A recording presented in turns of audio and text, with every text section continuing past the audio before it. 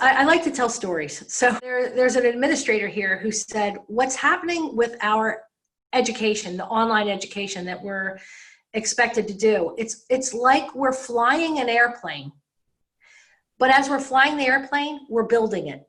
The plans for the airplane change while we're flying it. I thought that really kind of described it to a T.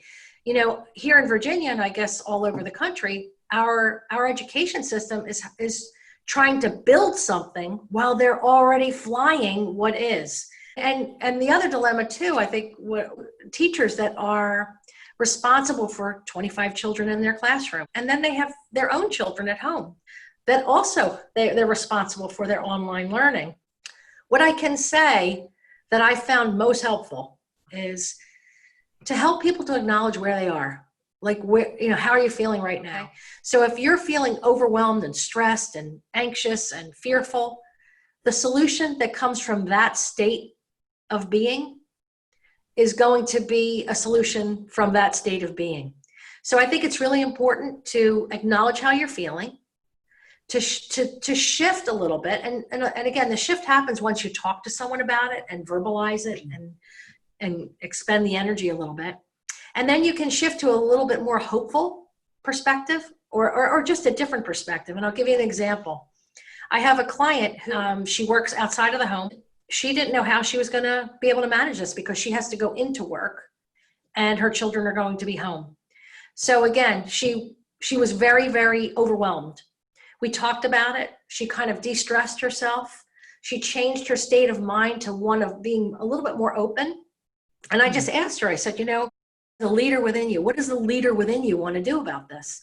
She contacted 3 of her neighbors that she knew were in the same predicament. So her out-of-the-box solution for these 4 families is 1 family a week will do the homeschooling for those families.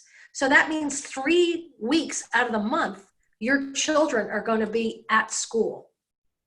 That was a really creative out-of-the-box solution that I don't think she would have been able to come up with from a place of overwhelm and stress and fear.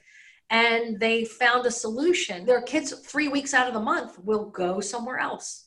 Again, they'll social distance, they'll wear masks, they'll take all the precautions, but that was their out-of-the-box solution for this really challenging time. For those employees in the education field who are being told that you need to report to the school building, what if either they don't trust that things are going to be done in a safe way, or it's just triggering something in them? Yep. Each person has to make that decision for themselves. And I would hope that their place of employment would respect that. And again, when you make a decision about something, it's also important to get behind the decision. What I mean by that is, if you decide to go back to work, then getting behind it means I'm going to take all the safety protocols that are necessary. I'm going to do this. I'm going to do that. Get behind the decision. If you're not going to go back to work, get behind the decision. I feel much more comfortable not going. This is a good decision for me. So I think that once you make a decision, either way, get behind it. And what's the reason for that? It boosts your confidence and makes you feel better about it instead of second guessing yourself. Second guessing is not a fun thing to do. Not at all. I speak from experience. Me too. Diane, I love that your little slogan on your letterhead and website is purpose, clarity, inspiration, action, and results. I can say from my time having you as my coach, you helped me with all of those things. And I know that all this week you've helped viewers of the Health and Healing Hangout. So again, much gratitude to you. Thank you for having me, and thank you for doing this, Lisa. It's a great service.